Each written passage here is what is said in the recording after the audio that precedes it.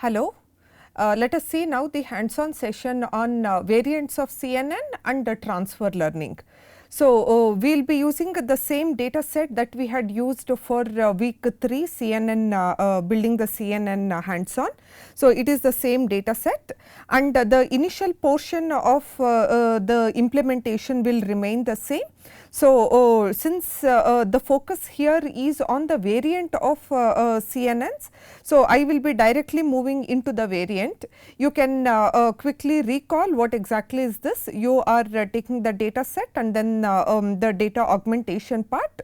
All this we have covered in detail during the week 3 hands-on. So, I am not covering this once again. So, directly we are seeing the first variant of CNN. We are looking into VGG16 model, which is one of the variant of CNN model. And the first variant is AlexNet, and the VGG16 is the subsequent model. Now, if you look into the architecture of VGG16 here, you are passing the input image, and we have totally the first block. This is this entire is the first block, second block, this entire is the third block, fourth block and fifth block. Totally 5 different blocks are there. In the first block, we have 2 layers of convolution followed by pooling. Then we have 2 layers of convolution followed by pooling. 3 layers of convolution followed by pooling, then 3 layers of convolution followed by pooling in the fourth block, and in the fifth block we have 3 layers of convolution followed by pooling. So, this is how the architecture. Then we will have a flattened layer here, then we have an dense layer. In the dense layer we have 2 hidden layers with 4096, and this the last is the output layer. Now, what we are doing, the data set that we have considered here is an Alzheimer's data set, which is a multi-class classification problem, and the number of samples during a training is 4647, and number of samples during testing is 1230. This is the data set. On this particular data set, we want to build a CNN model. Rather than building our own CNN or custom CNN model, we want to use VGG16, and we are using the original VGG16 model. What do you mean by original 16? We are not changing anything here, meaning we are not changing the number of filters, size of the filter, the number of neurons at the hidden layer. We are not changing any of this. Only thing that we are changing is the input size, and here our output layer neurons. Here the input is whatever the data set that we have considered, that particular input we are taking. The size of the input is 128, 128, and the grayscale is the channel is 1. So, the size of the input is 128, 128, 1. And since it is 4 different classes, at an output layer we will not have 100 classes, 1000 classes, I am sorry. Instead, we will have 4 classes. So, we are only changing input and then the output, rest we are retaining exactly the same configuration as original VGG16. So, how are we? Initially we are importing all the necessary packages. You can refer week 3 hands-on for the explanation of all these, and since the input here is 128, 128, 1, number of classes here are 4. Now, how we are building? In the first block, from the diagram we have seen there are 2 convolutional layers followed by a pooling layer. So, how do we read the convolution here? There are 64 kernels, filters, kernels or filters, and the size of each filter is 3 cross 3. So, if you look into the first block, there are 2 convolutional layers with the 64 filters, and the size of each kernel is 3 cross 3, and then the ReLU activation function, and here we have used padding, and the padding is same, and input shape will be whatever is this input that we have passed, the same is been given here, input underscore shape. Now, Now, this is the first block where we have defined 2 layers of convolution followed by pooling, and in the pooling we know that we have to define an filter size or a window size. Here the window size is 2 cross 2, and the stride by default, if you do not specify anything, it is the size of the window. Since the window size is 2 cross 2, the stride is also 2. This is the pooling. This is the first block. Similar way, second block, what we have 2 layers of convolution followed by pooling, and in convolution we have 128 filters, and each filter is of size 3 cross 3. 128 filters, each filter is of size 3 cross 3. Everything will remain the same, and in the third block we have 3 layers of convolution, and each layer we have 256 filters. Each filter is of size 3 cross 3. So, we have a third block, we have 256, 3 such convolutional blocks. We have max pooling, each convolution has 256 and the size is 3 cross 3. In the fourth and fifth block, if you see, we have 3 layers of convolution, each of size 512. 3 layer in the block 5, we have 3 layers of convolution, each of a size 512. So, the same, we have not changed anything from the original VGG16, we are retaining exactly the same configuration, but what is that we have changed here? We have changed the input and then the output. Original VGG16 is been built on ImageNet data set, one of the huge data set which is having 1000 classes, but here we are using VGG for what? For our data set, which is a simple data set, which is an Alzheimer disease data set. Now, if you look into after once we finish the 5 blocks of convolution, then we have an flatten, then we have 2 layers of neural net, 2 dense layers followed by an output. Output number of neurons here is number of classes, since it is 4, we are passing 4 neurons and activation is softmax. Then we are compiling the model, then we are training the model. Because we have not specified any batch size by default will be 32, and the number of epochs that we are running here is for 50 epochs we are running. Once we finish the training, we are evaluating our model. We are testing the model, how the model is trained. Once the model has completed its training, we are now passing the testing data.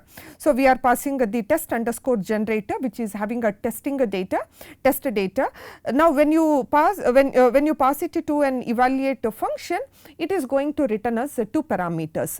What is that? One is loss, second is accuracy. So, you see the model that we have built is the original VGG16, but there is a change in the input and there is a change in the output. So, such a heavy model, when it is built, when it is used for our data set, we are seeing that the performance is very poor. Now, this is one of the important step that we need to discuss, why exactly the performance is less here. Now, which model we have built? The model that we have built is the original VGG16, but only change is the input and then the output. Now, such a heavy model is built, applied onto the data set, which is very simple, small data set. Our data set is having just 4 classes and number of samples are also very less. So, now if you see, since our data set is small, the model, then the model we are going to train our model, but the model is somehow not able to generalize. It is not able to generalize from the data set that is being passed. Because of this, we are seeing that the performance is very less. Now, you still want to use VGG16 only, you want to still have the same configuration, but you want to improve the performance. Then one additional change that you can do to the existing code is, you still want to use the same configuration, but along along with that you can add batch normalization, then we can apply dropout, and instead of using such a heavy dense, you can use a small dense layers. So, what exactly mean by this? So, since we are using batch normalization dropout, import the necessary packages, batch normalization dropout you are importing. And if you look into the code, we have not changed the original configuration. We have two blocks, layers of convolution followed by pooling in the first block. In the second block again we have two convolution followed by max pooling. We are retaining same as original VGG16. Only change is, again I am reiterating, input is whatever the input of our data set, and the output is number of classes here are 4, which is applied to our data set. But we have seen original VGG16 configuration, if you are using, the performance is very poor. So, one way to improve is you can add batch normalization layer. You can apply batch normalization. From one of our sessions we have understood batch normalization can be applied after ReLU, or it can be applied after activation or before activation function. So, here we have applied after activation function. So, we are adding a batch normalization for every of the block. Along with the batch normalization, we can also add an dropout. This is the second setting that you can do, and the third one is do not go for such a heavy dense layer. We can define a smaller dense layer. Therefore, you can see the dense layer is 1024 and 512. So, we have defined a smaller dense layer. The original VGG16, if you take, we have defined 4096 number of neurons at an hidden layer. Instead of such a heavy, you can define a smaller, then once again train the neural network, train this particular model, compile this and train this and see how the performance is improving. So, this is one method to improvise the performance. Second is you can, instead of using a flatten layer here, we have used a flatten. So, instead of using a flatten, we can use something called as global average pooling. So, what exactly what is the role of global average pooling?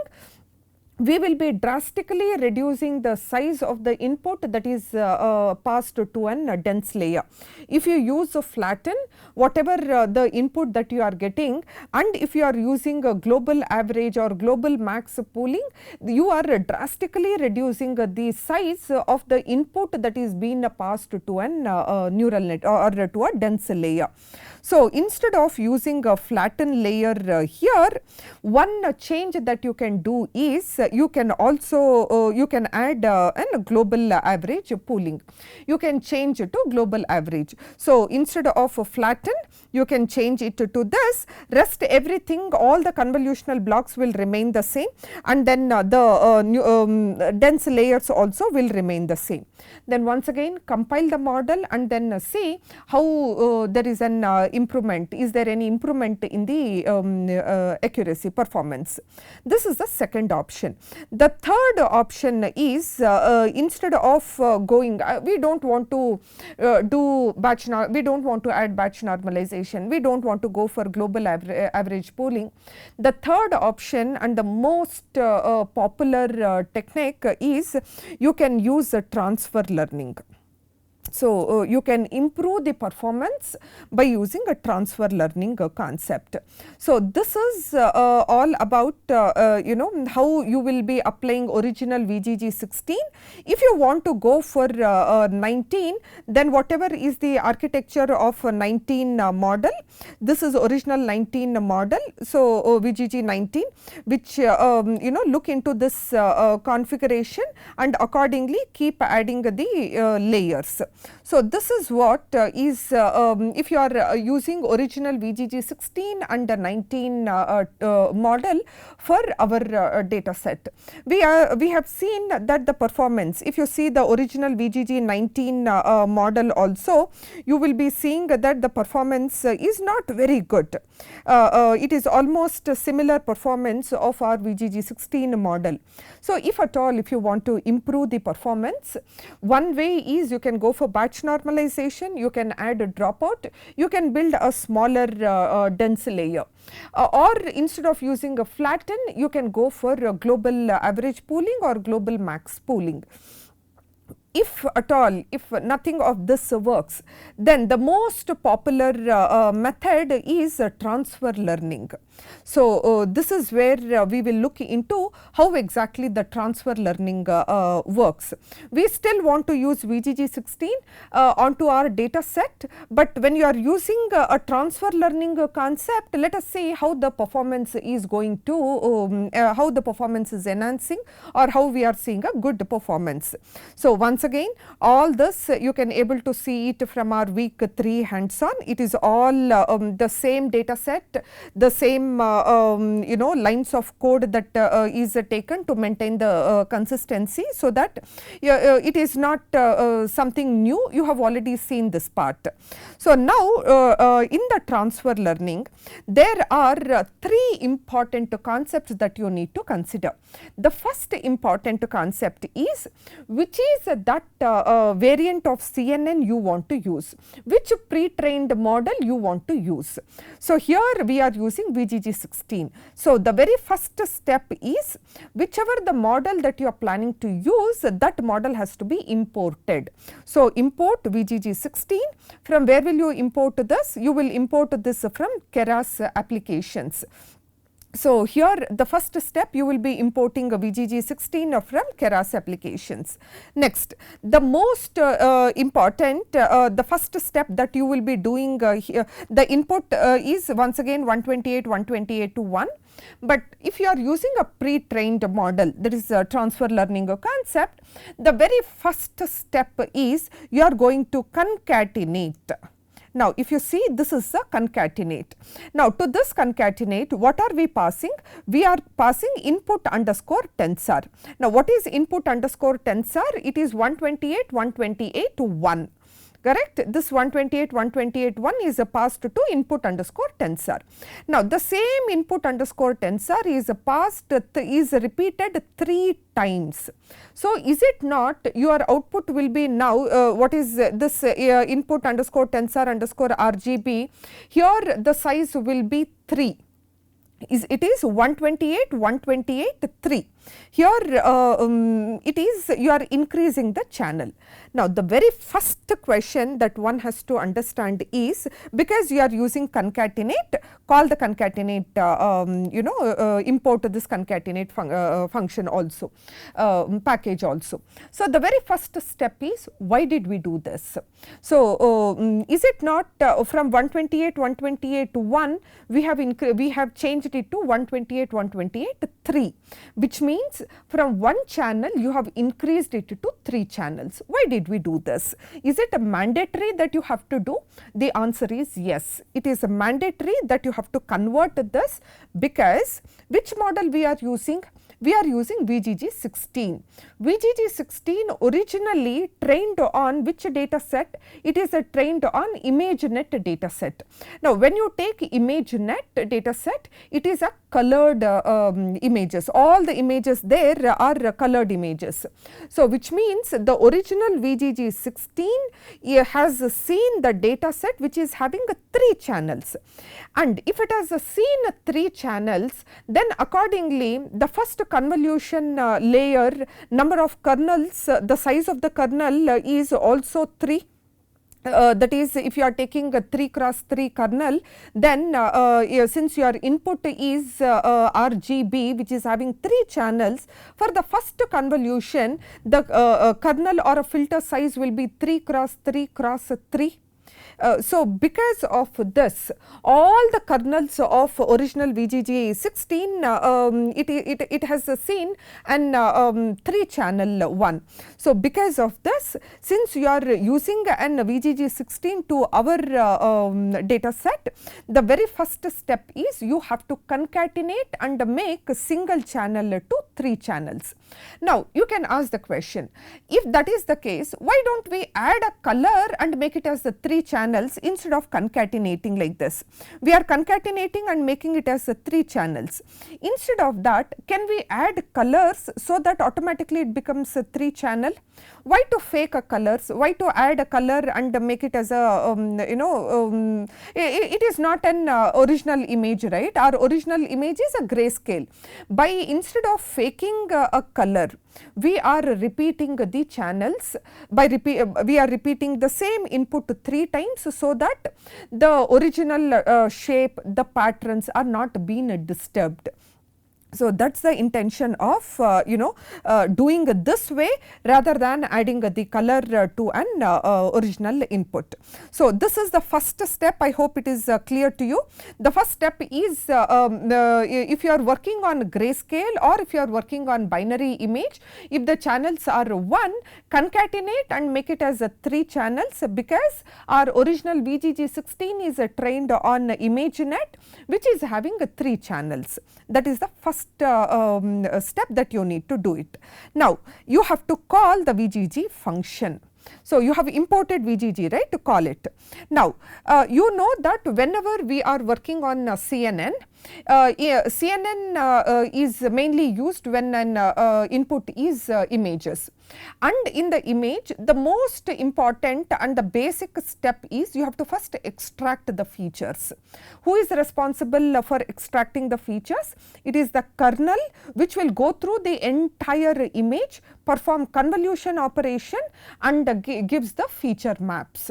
So it is the kernel which is playing an important role in extracting the features. Now VGG16 is a model which is trained on ImageNet data set, and it is one of a winning architecture. It is an architecture which has proved its efficiency. Now if those kernels, can we use those kernels as it is to read our data set, to read our images, to extract the features from our input? So that is the reason we are writing weights is equal to ImageNet. The meaning of this is the weights or the kernels that are well trained on ImageNet data set. We want to use those kernels of original VGG16 to extract the features of our data set. So to extract the features of our data set, yeah. So because of this, the weights equal to ImageNet. I hope this is clear to you. So weights equal to ImageNet, meaning we are using those kernels, original VGG16 kernels as it is to extract the features of our data set. Then we have include underscore top equal to false. The two possible options that we can have here is include underscore top equal to true or include underscore top equal to false. Let us say what will happen if you write true. Then you will understand that by default we should always write false. Now what is the meaning if you write true? The meaning if you write true is you are taking original VGG16 as it is. When you take original VGG16, it is like, let us go back and then show you here. If you take original VGG16, it means you are using all of these layers as it is, and the original input is the input of ImageNet. You are using these dense layers, and we are also using this output. So when we say include underscore top equal to true, you cannot change the input size. It must be the size of ImageNet only. It is either 220, 227, 227 or 224, 224. It has to be the shape of you cannot change the original input size, you cannot change the output classes. So, you cannot you cannot change any of these. That is the meaning of input underscore include underscore top equal to true meaning. But here we can never write include underscore top equal to true, because the input what we are passing to our model is 128, 128, size is 128, 128. And the output what we are passing here is only number of neurons is 4. And if you write include underscore top equal to true, then you have to retain this dense layer configuration. You have to retain 4096, 4096 only. So, we cannot change anything from the original if you write include underscore top equal to true. Therefore, it is mandatory that if you are using a transfer learning concept, it is mandatory that you use include underscore top equal to false. Now, let us see what is the benefit if you use include underscore top equal to false.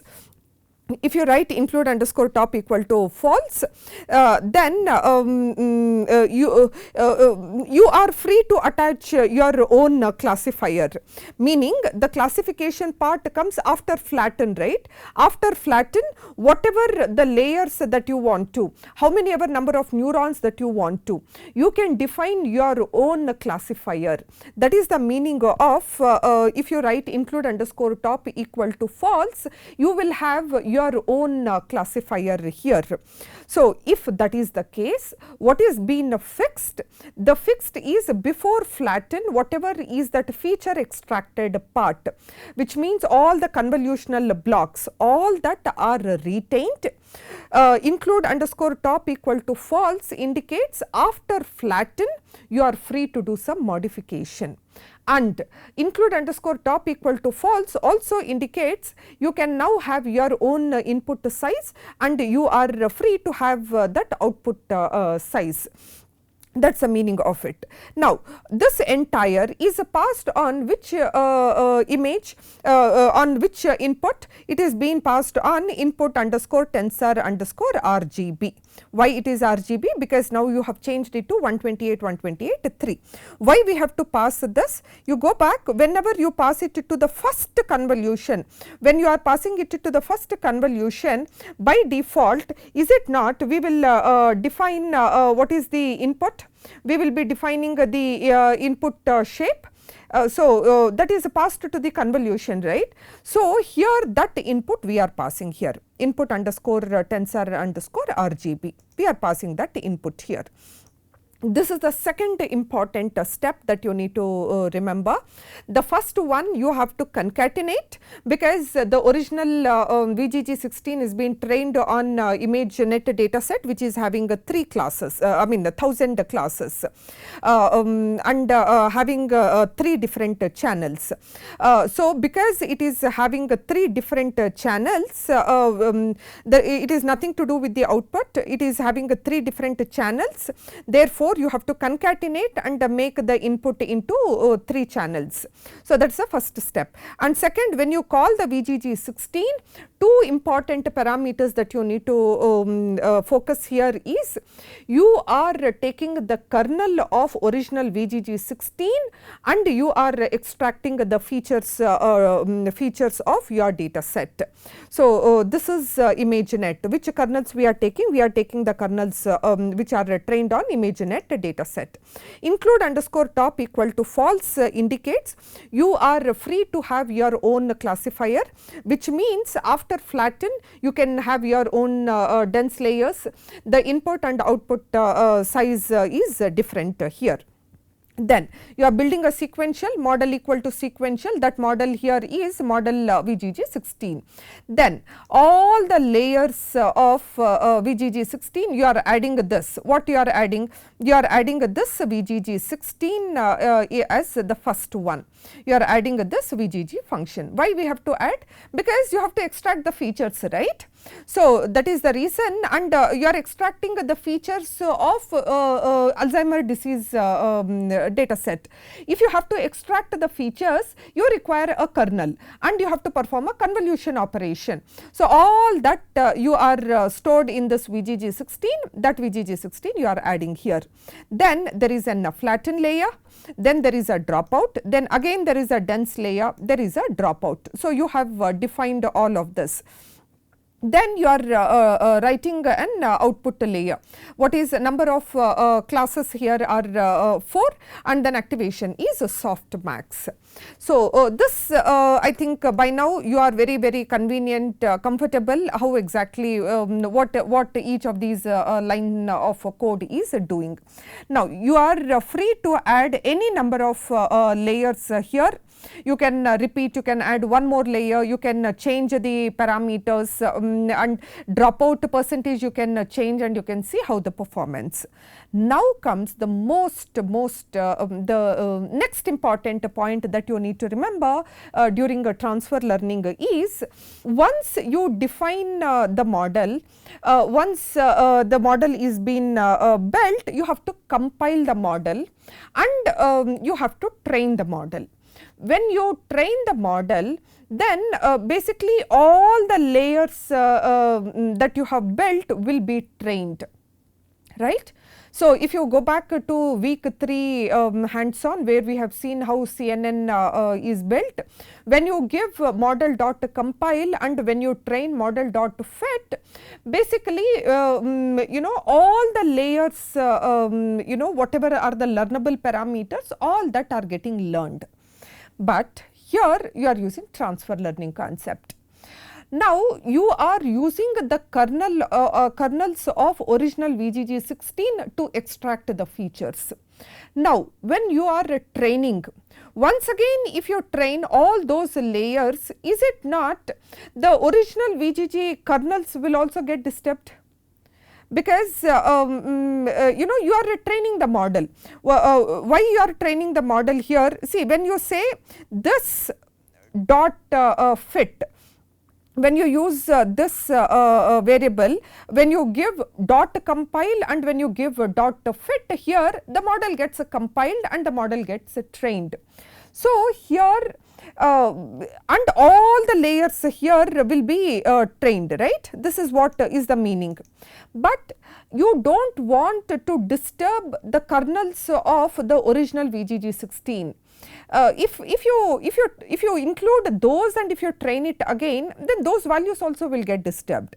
Therefore, the next and the last important that you need to define here is, all those layers should not get trained. If there is something that has to get trained, train it only after the flatten. Whatever are the weights which comes here, we will have a fully connected layer. So after flatten, we will have the first hidden layer, then there is a second hidden layer, and there are weights here. Only those weights you train it. You do not want to disturb before flatten whatever it is, we do not want to disturb that. We do not want to change those weights, because I want to use original VGG16 kernels as it is. Therefore, the last and the most important is, you have to freeze all the VGG16 you know, feature extracted layers. So that is what is the transfer learning is all about. So you have to, how will you do? For all the layers in VGG16 dot layers, all those you make it as a false, so that they will not get trained again. This is an important step, and it is a compulsory that you have to make it as a false. Only then you can originally as it is use those kernels. Then whatever the model that you have, compile that model, and then you can train it. So how will you train? Model dot fit. I am sorry, here you will be seeing this VGG16 model VGG16 dot fit, train the model for 50 epochs. Here batch size by default is 32, then you evaluate it. So, on test data you evaluate the model. So, you will be seeing that the performance has drastically improved. Originally when VGG 16 originally when you have used as it is, when you go back and then look into VGG 16, if you see VGG 16 as it is when you have used by changing input and output according to our data set, the performance was only 0.37. Then by using a transfer learning, we are seeing that there is a good improvement in the performance. Now, I am still not satisfied. I am using some critical applications where 77 confidence given by the model is not sufficient for us. We want to further improve. So, what are the only way that you can improve if you look into this particular data set? You cannot change any of these. Maximum you can play with this part of the code. You can increase more number of layers. You can increase the number of neurons here. Dropout value can be varied. Then the learning rate in the optimizer can be varied, and you can change the epochs. Apart from this, we are not seeing any much possibility to improve this. So, further if you want to improve, you can add something like this. So, you can see the next what we are doing is we are adding 2 more additional layers. Now, where are we adding the additional layers? Can you see? This is all what we have seen. VGG 16 we are calling ImageNet, include underscore top equal to false. All the layers you do not want to train of this original VGG 16 because you do not want to disturb those kernel values. So, it is false. Then this VGG 16 you are adding. This is what we have seen some time back also. Now, after this we are now adding 2 layers of convolution. Why only 2 layers? You can try adding 1 layer and you can see how the performance is varying. You can add 2 layers and you can see how the performance is varying. So, to the original VGG 16 architecture, you are adding 2 more layers of convolution. How are we adding 2 more layers of convolution? For the first convolution, we are adding 128 kernels or filters, size is 3 cross 3, padding, activation is ReLU. Now, you can ask where is the input? Input is already been passed to this VGG 16, right? So, here somewhere the input is already been passed. So, once again you are not passing, you are just adding 2 more layers. Now, to this 2 more layers, we are also adding the batch normalization. All possible regularization techniques are also being applied here.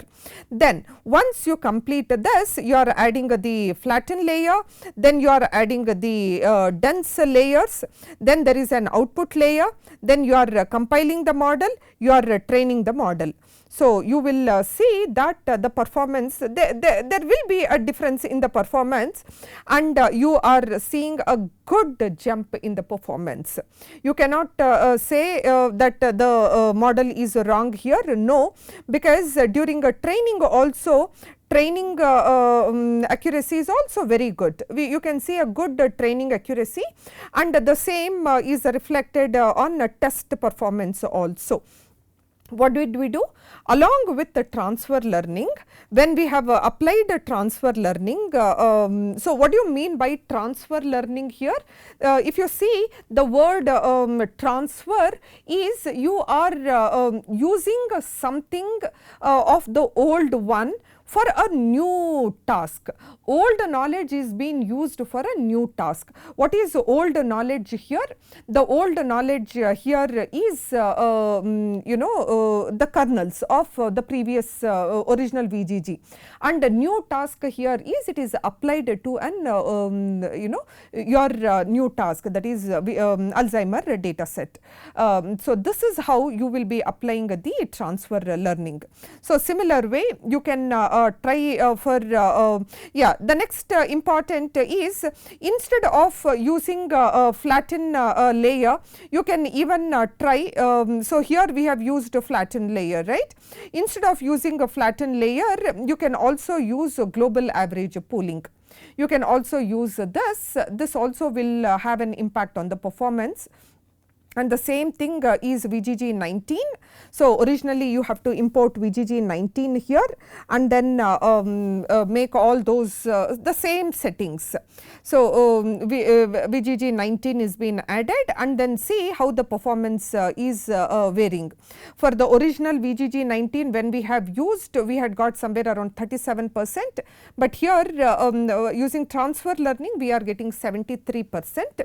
Again, for VGG 19 model, we have added two convolutional layers have been added. Then we are seeing the performance of the model is drastically, it has improved. This is all about the concept of transfer learning. Transfer learning here is, you are using the old knowledge for a new task. So, you can try it out, you can add any number of convolutional layers, and you can apply transfer learning. This is the whole concept. Three important configurations you have to do.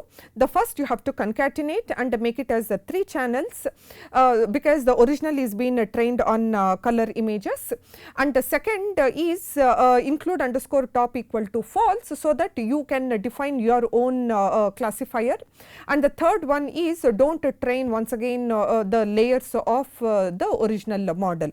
So, this is all about the concept of transfer learning, and how to implement the original VGG 16 or 19, the variant of CN as it is. Thank you.